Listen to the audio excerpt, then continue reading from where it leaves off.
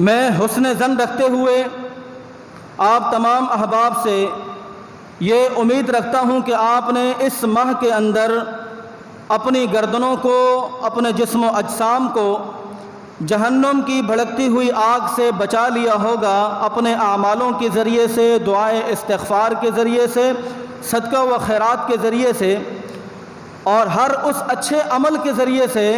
کہ جو جنت میں جانے کا ضامن بنتا ہے اور جہنم سے خلاصی کا سبب بنتا ہے۔ قابل احترام دوستو، رمضان المبارک کو اللہ رب العالمین نے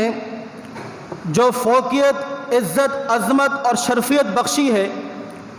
وہ قرآن مجید فرقان حمید کی وجہ سے بخشی ہے۔ گزشتہ جمعے آپ احباب کے سامنے میں نے یہ حدیث مبارکہ پیش کی تھی کہ الصیام والقرآن یشفعان للعبد یوم القیامہ، کہ قیامت کے روز روزہ اور قرآن مجید خالق کائنات ارض و سماوات کی بارگاہ میں آپ کے لیے سفارشی ثابت ہوں گے۔ آئیے تھوڑا سا قرآن مجید کی عظمت پر دلائل کی روشنی میں آپ کے سامنے گفتگو فرما لوں کہ اللہ پاک نے کتنی ہی خوبصورتی کے ساتھ اس قرآن مجید کو اور کتنی ہی انمول گھڑیوں میں اللہ پاک نے قرآن مجید کو نازل فرمایا ہے۔ خالق کائنات فرماتے ہیں کہ تنزیل من رب العالمین، یہ قرآن مقدس اور یہ قرآن مجید اللہ رب العالمین کی طرف سے نازل ہوا ہے۔ نزل بہ الروح الامین، اور اس کو لانے والا، اس کو نازل کرنے والا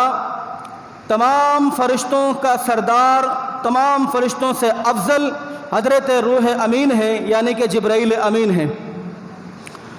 نزل علی محمد صلی اللہ تعالی علیہ وسلم، اور اس قرآن مجید کو نازل کس پہ کیا گیا؟ دنیا کا جو سب سے بہترین انسان ہے عمل، قول، فعل کے اعتبار سے محمد رسول اللہ صلی اللہ تعالی علیہ وسلم پہ نازل کیا۔ اور نازل کس ماہ کے اندر ہوا؟ شہر رمضان الذی انزل فیہ القرآن، 12 مہینوں میں سے جو سب سے زیادہ مہینہ رحمتوں اور برکتوں والا مہینہ ہے، اس ماہ کے اندر اللہ نے قرآن مجید کو نازل کیا۔ اور ان 12 مہینوں میں سے رمضان کا مہینہ اور رمضان کے مہینے میں سے سب سے افضل ترین رات انا انزلناہ فی لیلۃ القدر، لیلۃ القدر کی رات میں اس کو نازل کیا۔ آپ یہ سلسلہ دیکھیے اور یہ تسلسل دیکھیے کہ دنیا کی سب سے بہترین ذات اللہ، دنیا کا سب سے بہترین فرشتہ روح امین، دنیا کا سب سے بہترین انسان محمد الرسول اللہ، مہینوں میں سے سب سے افضل مہینہ رمضان المبارک، اور راتوں میں سے جو سب سے افضل ترین رات وہ لیلۃ القدر کی رات۔ یا اللہ، اتنا خوبصورت تسلسل اور اتنی انمول گھڑیوں میں اس قرآن مجید کو نازل کرنے کا مقصد کیا تھا؟ مقصد اس کو نازل کرنے کا ثواب حاصل کرنا ہے۔ اگر آپ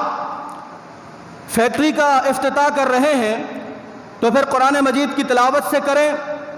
سینما کا، شراب خانے کا افتتاح کر رہے ہیں تو قرآن مجید کی تلاوت سے کریں، جوئے کے اڈوں کا کاروبار شروع کرنا ہے تو قرآن مجید سے کریں، یہاں تک کہ اگر عزیز و اقربا میں سے کوئی اس دنیا فانی سے چلا جاتا ہے اور اگر اس نے ساری زندگی بھی قرآن مجید کو کھول کے نہ دیکھا ہو کہ قرآن کے حرف کالے ہیں یا سفید ہیں، اس کے مرنے کے بعد ہزاروں کی تعداد میں قرآن مجید پڑھ کے اس کے لیے سال ثواب کا ذریعہ بنے۔ ہمارے ذہنوں کے اندر قرآن مجید کے آنے کا جو مقصد ہے وہ اس سے ثواب حاصل کرنا ہے۔ میرے محترم بھائیوں، دوستو، بزرگوں، اللہ کے لیے اپنے اس بھائی کو معاف کر دیجئے گا۔ انتہائی سمجھداری کے ساتھ اور پلاننگ کے ساتھ، انتہائی غور و فکر کے بعد مسلمانوں کے ذہنوں کے اندر اس بات کو بٹھا دیا گیا ہے کہ قرآن الہامی کتاب کے بجائے ثوابی کتاب ہے۔ تاکہ کوئی بھی مسلمان قرآن کے ذریعے سے اپنی زندگی کو نہ سنوار سکے، قرآن کے ذریعے سے اپنی زندگی کے معاملات کو حل نہ کر سکے، ہاں قرآن مجید کو پڑھتا جائے اور اس سے ثواب جو ہے وہ حاصل کرتا جائے۔ میں یہ بات کہنے پر فخر محسوس کرتا ہوں کہ ثوابی کتاب اللہ رب العالمین کی طرف سے ایک اعزازی کتاب ہے، ایک رحمتی کتاب ہے، ایک بونسی کتاب ہے، لیکن اس کے آنے کا ہرگز مقصد ثواب حاصل کرنا نہیں تھا بلکہ اس کو سمجھنا تھا۔ میں چند آیتیں آپ کے سامنے پیش کرتا ہوں، آپ خود اس بات کا اندازہ لگا لیجئے گا کہ قرآن مجید کے آنے کا مقصد ثواب حاصل کرنا ہے یا ہدایت حاصل کرنا ہے۔ اللہ رب العالمین فرماتے ہیں قرآن مجید کے ابتدا کے اندر ایک مومنین کا تذکرہ کیا جا رہا ہے، منافقین کا تذکرہ کیا جا رہا ہے، مشرکین و کافرین کا تذکرہ کیا جا رہا ہے، کہیں اخوت اور بھائی چارگی کا تذکرہ کیا جا رہا ہے، کہیں شراب نوشی سے منع کرنے کی تلقین کی جا رہی ہے، کہیں سود خوروں پر اللہ کا دشمنی قرار دیا جا رہا ہے، کہیں اللہ کا عذاب کی وعید سنائی دی جا رہی ہے، کہیں عذاب عظیم، کہیں عذاب علیم، کہیں عذاب شدید، کہیں تتفکرون یتفکرون یعقلون تعقلون یشعرون یعلمون کے الفاظ دہرائے جا رہے ہیں۔ کہیں کہا جاتا ہے کہ حل رجل منکم رشید، تم میں سے کیا کوئی سمجھنے والا ہے، عقل رکھنے والا ہے جو اس قرآن مجید کو سمجھے، اس قرآن مجید پہ غور و فکر کرے۔ افلا یتدبرون القرآن ام علی قلوب اقفالها، اللہ فرماتا ہے کہ کیا تمہارے دلوں پر تالے لگے ہوئے ہیں، کیا تمہارے دلوں پر زنگ چڑھ کے ہیں کہ دنیا کے سارے علوم، مشکل سے مشکل علوم تمہیں آسانی سے سمجھ میں آ جاتے ہیں، لیکن قرآن ایک واحد مقدس کتاب ہے اور ایک مظلوم ترین کتاب ہے جو آپ کو سمجھ نہیں آتی ہے۔ قابل احترام دوستو، کل میرے سامنے ایک تحریر گزری اور وہ بڑی ہی دلچسپ تحریر تھی۔ اس تحریر کے اوپر لکھا ہوا تھا ہمارے مسجد کا جو امام ہے وہ چور ہے۔ حاجی صاحب، مسجد کا جو امام ہے وہ چور ہے، چور۔ میں نے اس تحریر کے جب ٹائٹل کو پڑھا تو کچھ دیر کے لیے میں بھی سوچنے پر مجبور ہو گیا، اس تحریر کو پڑھے بغیر میں یہ سوچنے پر مجبور ہو گیا کہ آخر ایسا امام صاحب سے، مولوی صاحب سے کون سا قصور ہوا ہے کہ جس کی وجہ سے اسے چور کا لقب دیا گیا۔ جب وہ تحریر پڑھنا شروع کی تو اس تحریر پہ لکھا ہوا تھا کہ کسی محلے کی مسجد کے اندر کسی گھر والوں نے مولوی صاحب کو افطار کی دعوت دی۔ جب امام صاحب افطار پر پہنچے تو گھر کی جو محترمہ تھی دوران صفائی اپنی کچھ رقم کسی جگہ پر رکھ کے بھول گئی، اسے یاد نہیں رہا اور افطاری کے بندوبست کے اندر وہ مگن ہو گئی۔ جب امام صاحب پہنچے، افطاری سے پہلے دعائے مغفرت، دعائے استغفار اور خوب رحمتوں کی حصول کی دعائیں کی گئی۔ افطاری کے فوراً بعد جب مولوی صاحب نماز کے لیے تشریف لے کر آئے تو بیگم صاحبہ نے گھر کے اندر شور کھڑا کر دیا کہ مولوی صاحب نے ہماری رقم چرا لی ہے۔